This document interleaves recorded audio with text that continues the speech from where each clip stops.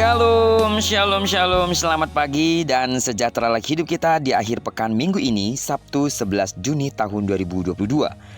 Adalah sebuah anugerah jika kita bisa berada di hari ini. Amin.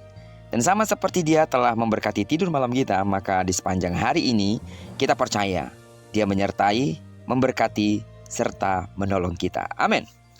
Baiklah, sebelum kita lebih jauh melakukan semua aktivitas kita sepanjang hari ini, izinkan kembali Tuhan bicara melalui pembacaan Alkitab satu hari satu pasal yang akan tetap kita ambil dari pembacaan 66 hari bersama Yesaya.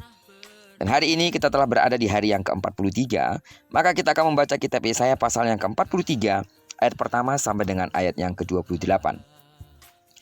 Judul perenungan kita pagi hari ini, Bersedia Ditegur Allah. Sebagai pengantar renungan ini saya akan coba bacakan untuk kita ayat yang ke-26 sampai dengan ayat yang ke-28. Ingatkanlah aku, marilah kita berperkara, kemukakanlah segala sesuatu supaya engkau nyata benar.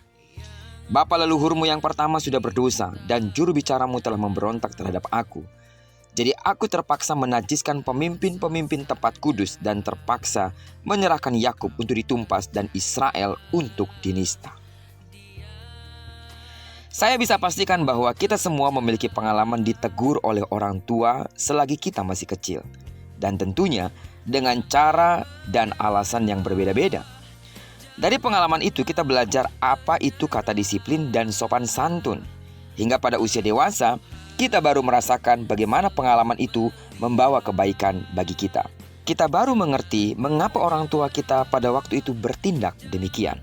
Umat Israel mendapat teguran yang keras dari Allah. Mereka dilepaskan untuk masuk ke dalam pembuangan di bawah penindasan bangsa Babel. Ini karena mereka terbukti bersalah di hadapan Tuhan.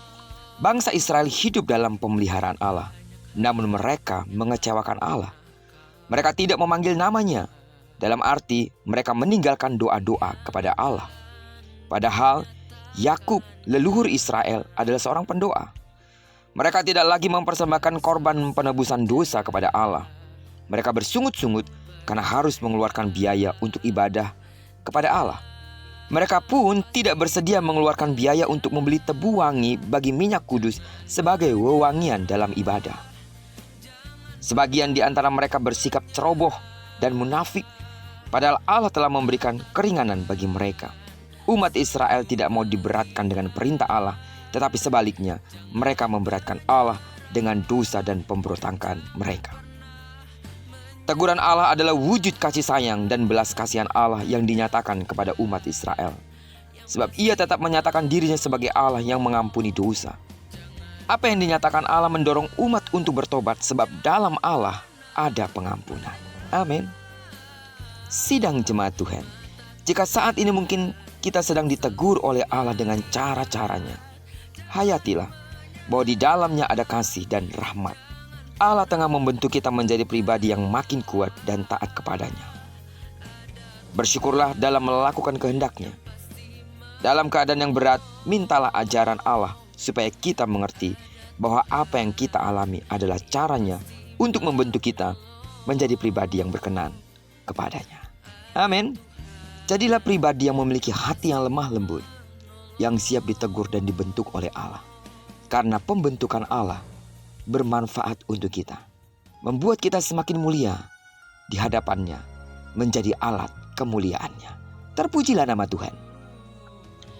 Kiranya perenungan kita pada pagi hari ini mengingatkan kita kembali bahwa dengan caranya, karena Allah mengasihi kita, Dia pasti menegur kita. Dan jika itu datang kepada kita, bersyukurlah, sebab kita dianggap sebagai anaknya. Diberkatilah kita sepanjang hari ini dan digenapi firman yang berjanji bahwa apa yang dikerjakan tangan kanan dan tangan kiri kita dibuatnya berhasil. Kemanapun kaki kanan dan kaki kiri kita melangkah di akhir minggu ini, karena kita telah berdoa dan menyerahkan diri kita kepada Tuhan, di sana pasti kemuliaan Tuhan akan dinyatakan. Diberkatilah kita bersama dengan orang-orang yang kita kasihi, serta bersama dengan orang-orang yang kita cintai dimanapun mereka berada. Terpujilah nama Tuhan. Shalom.